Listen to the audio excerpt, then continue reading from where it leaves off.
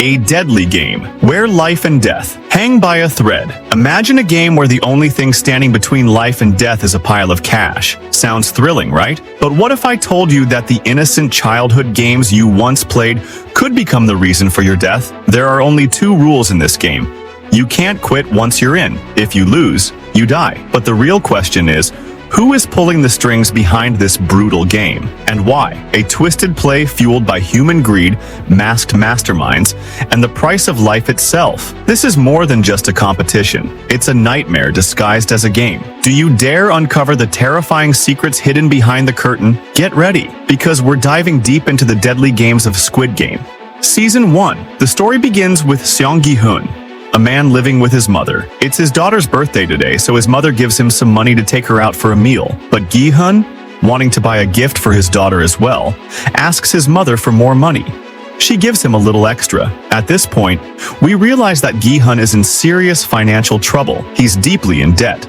And 3 years ago, his wife left him, mainly due to his financial struggles. His mother, on the other hand, sells vegetables on the street to support the family. After his mother leaves, Gi-hun secretly steals her ATM card. He tries to withdraw money, but the PIN doesn't work, as his mother had changed it. However, Gi-hun guesses the new PIN by using his daughter's birthday, and to his surprise, it works. He withdraws the money. With that money, he goes straight to gamble. Initially, he loses a lot and almost runs out of money. But then, he wins 45 million won, which makes him ecstatic. He's so happy that he tips the receptionist 10,000 won and leaves. As he exits, he sees a group of men, goons, who are there to collect his debts. Gi-hun runs, but ends up bumping into a young woman on the street. This woman later becomes an important character in the story. The goons catch up with him and beat him up, trying to steal the money he just withdrew. Gi-hun soon realizes that his money has already been stolen. He then suspects that the woman he bumped into earlier might have taken his money. Later,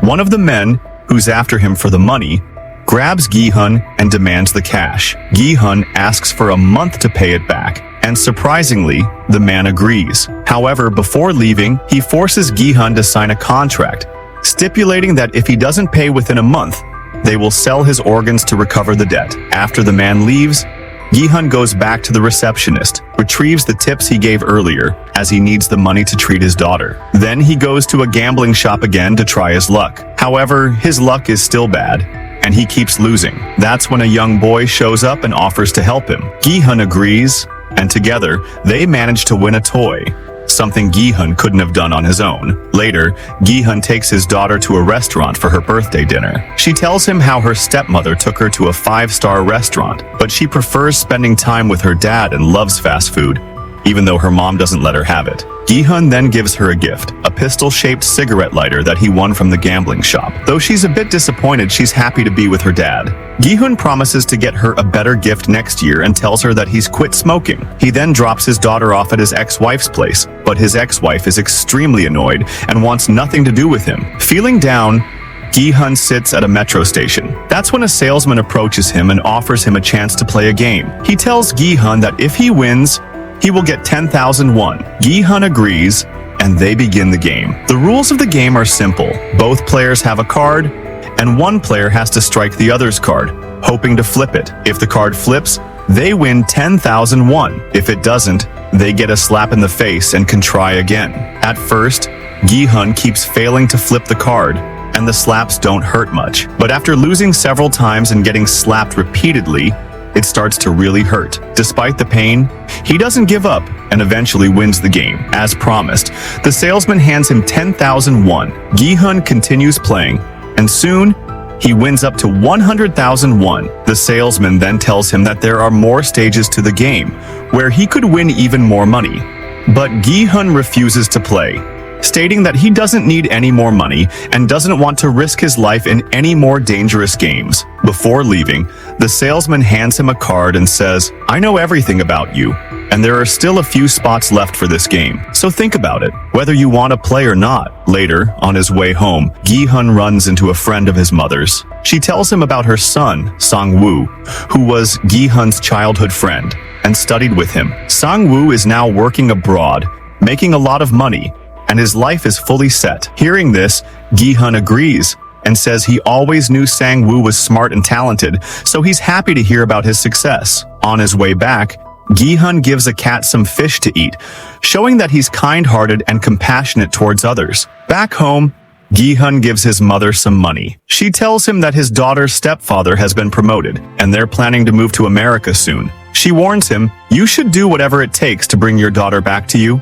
Once she moves abroad, you'll never be able to have her close again." These words deeply trouble Gi-hun, as he realizes that in order to get custody of his daughter, he needs to be financially stable. If she leaves for America, over time, she might forget him. Late at night, holding the salesman's card, Gi-hun thinks about everything and finally decides to call the number. When the call is answered, a voice on the other end says, "If you want to participate in the game, give us your name and address." The next scene shows Gi-hun standing by the side of the road. Suddenly, a car pulls up and stops in front of him. When the driver asks for the password, Gi-hun responds, "Red light, green light." He gets into the car and sees several other people lying unconscious, having been knocked out by gas. Soon, Gi-hun himself loses consciousness. When he wakes up, he finds himself in a massive hall surrounded by many people, all of whom have had their clothes changed. As Gi-hun walks down, he spots an elderly man who is counting the numbers of participants.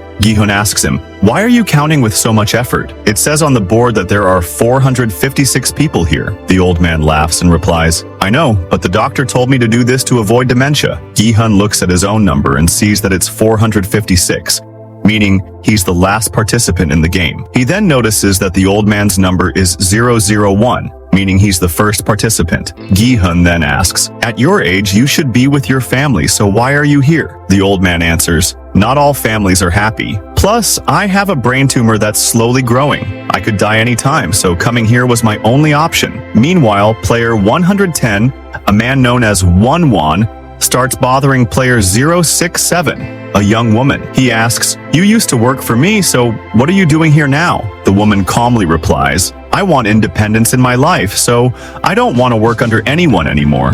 That's why I'm here." Won, angry at her response, starts hitting the woman. Just then, Gi-hun arrives and recognizes her. It's the same girl who had stolen his money earlier. Gi-hun quickly goes to her and demands his money back. But Won is still arguing with the woman.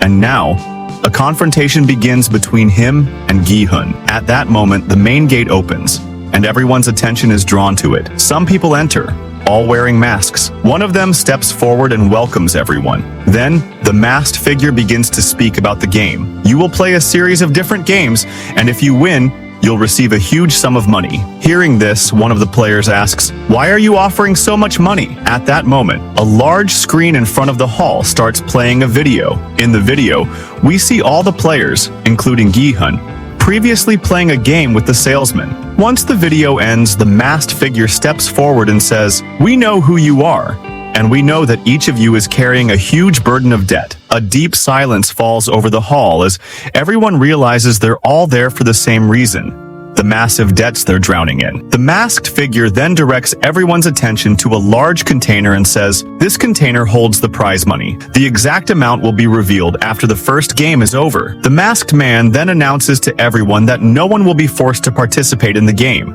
But if anyone chooses to play, they must first sign an agreement. The agreement had 3 conditions. First, once someone enters the game, they can't leave. Second, if someone loses or chooses not to play, they'll be eliminated. And third, the majority decision will be final. After this, everyone's photo is taken one by one, and the first game begins. The players are led through a puzzle-like room to the playing field. When they arrive, Gi-hun is shocked to see his old friend Sang-woo standing there. Gi-hun asks, "What are you doing here? You were doing fine. Your mom said you were going abroad, so why are you here?" But Sang-woo doesn't respond and stays silent. Meanwhile, in the control room, a masked individual is monitoring the game. He answers a phone call and says, "The first game has started." Then he sits back and begins enjoying the game on a large screen. On the game field, a giant robotic doll stands still. The game is red light, green light. When the doll says green light, everyone can move forward. But when it says red light, they must stop. Anyone who moves during red light will be eliminated. At first, the players take the game lightly. But when one player moves during red light and gets shot, they realize the game is deadly serious. Soon, when another player sees that the shot player has died, He panics and tries to run away, but during red light, he's shot as well. Chaos erupts as everyone tries to escape, but one by one, they are shot and killed. Everyone realizes just how dangerous the game is. Gi-hun loses his balance and falls, but another player helps him, and together they manage to cross the border before the timer runs out. Those who fail to cross the line are shot dead. Back in their cells, everyone shakes in fear. They know getting out of this game alive is going to be extremely hard, and they could die at any moment. So they start to plan to quit the game, but then the masked man shows up and informs them that they can't leave the game. Everyone begs him to let them go, but Gi-hun uses his wits and reminds him of the agreement. The majority's decision is final. Gi-hun then says to the masked man, if the majority wants to leave, then we should be allowed to quit, right? So set up a vote. The masked man agrees and replies, all right, but before that, take a look at the prize money, then decide. The giant container is lowered, and everyone is shocked to see 25 billion yen inside, which would be divided among them, 100 million yen per person. The masked man then says, if you choose to leave the game, the entire prize will be shared among the families of the dead. But if you continue, only the final winner will get all 45 billion yen. After that, the voting begins. Gi-hun votes to stop the game, but seeing the enormous prize money, many players vote to continue. When the voting ends, it's revealed that only one vote remains. The elderly man, player 001. Everyone turns to look at him, and he votes to end the game. As a result, the majority decision is to stop the game. The masked man then says, you're all being given one last chance.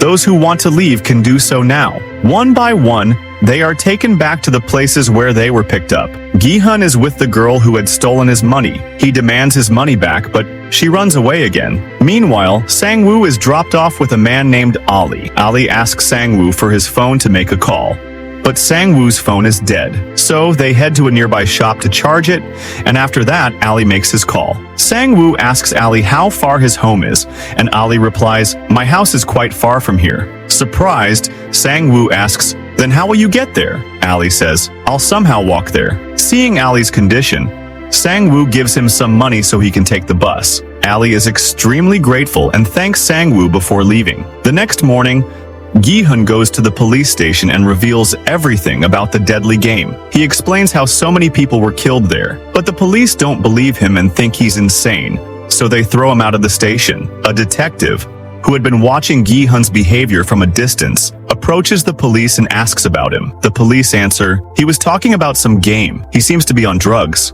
Later, on the street, Gi-hun meets Sang-woo. Gi-hun is surprised and asks, why didn't you go to meet your mother even though you're here? Sang-woo opens up and reveals that he's burdened with a massive 5 billion yen debt, making his life incredibly difficult. Gi-hun feels deeply moved after hearing Sang-woo's story. Sang-woo explains, I invested a lot of money in trading, but I lost it all. Now I'm completely bankrupt, living with the weight of huge debts. That's why I told my mom I was abroad so she wouldn't worry about me. Feeling the weight of the situation, Gi-hun heads straight to the hospital, where his mother has been admitted. The doctor informs him that she's been struggling with diabetes for a long time, and the sores on her feet aren't healing. The situation is so severe that she might need surgery to amputate her leg. His mother asks him to take her home, but Gi-hun vows, I'll find a way to get you the treatment you need. But his mother, accepting the harsh reality, says, the medical costs are too high for you to afford. After hearing this, Gi-hun is devastated,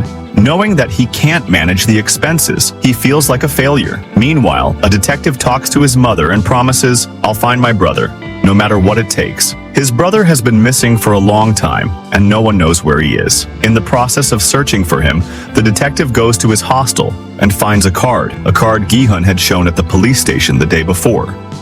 Just as this happens, the episode ends. That's the end of this episode. If you want to know what happens in the next episodes, make sure to subscribe to the channel. If you liked the video, don't forget to like it. Turn on the notification bell so you don't miss the next episode. See you in the next one.